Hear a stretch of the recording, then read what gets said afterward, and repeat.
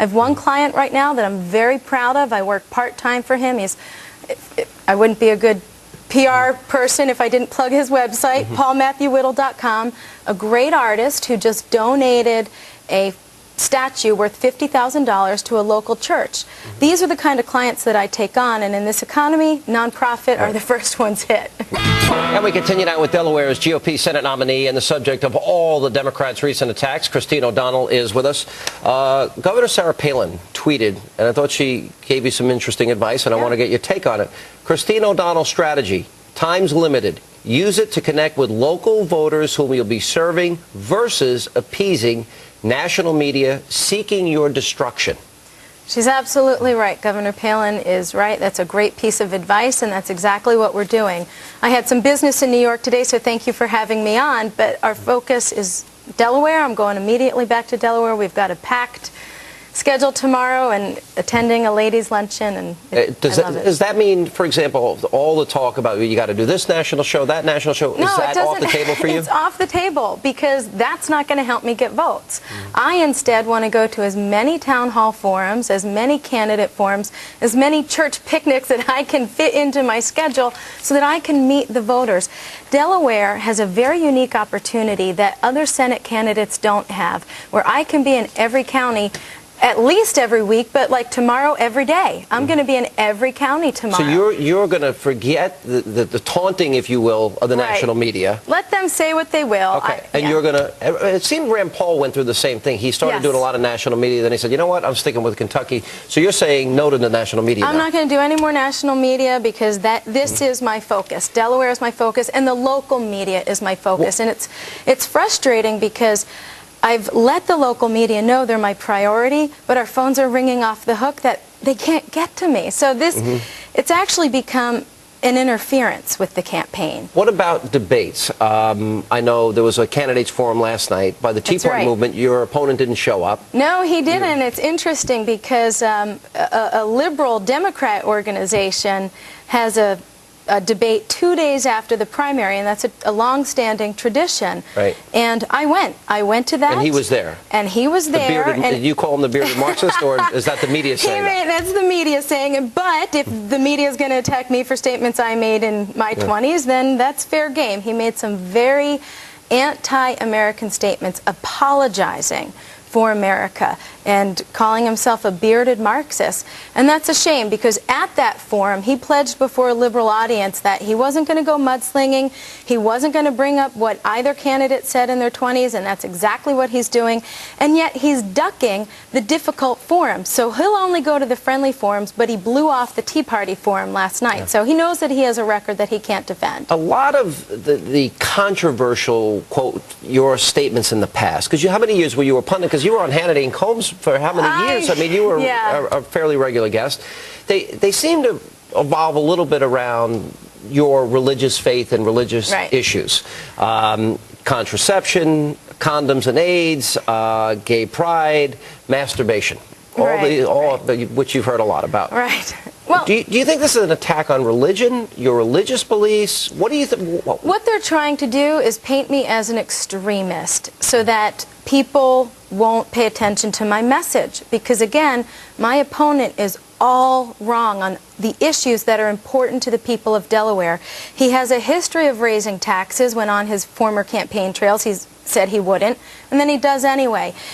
He's been called Harry Reid's pet, so he's going to promote the big spending, out-of-control agenda of Harry Reid, and he's going to support bills like cap and trade that are going to continue to kill jobs. So they're trying to paint a picture of me, and what those statements were about is, in my 20s, I had a newfound faith, and going on these shows, I looked at it as a ministry opportunity. That was what I did in my 20s.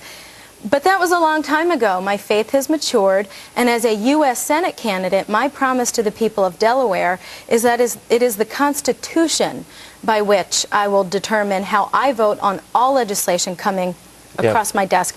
I have my personal beliefs, but our Constitution defends our right for the voters to disagree with me, and that's the right that I'm going to defend. How many debates, because your opponent apparently is claiming that he offered to debate you a number of times. How many debates are you willing to do with him, or I'm willing to do as many as I can fit into my schedule. I'm not afraid of debating him. It's interesting, though, the letter that he sent over, he said of the 15 debates that we've been invited to, here are the 8 that I want to do, and they were all the forums that were friendly to him. It wasn't the 9/12 Delaware Patriots, it wasn't the Tea Party, it wasn't the First State, it was all the ones that he knew that he'd get the softball questions, and so I challenge him to attend the 9/12 Patriots debate. A lot of people didn't expect that you would win this primary. Right. And I think there was a poll. How many points were you down like a week or two before? I was at least maybe 11 to 15 points down, and then you that won by last 6. week, yes. So a 17 to 20 point swing in a week and a half. Right. Okay. Right. You're down anywhere between 11 to 15 now. So you Right. find yourself in a similar predicament. Right. How do you counter that, especially in light? And what's it like living under, being the main focus of every news show?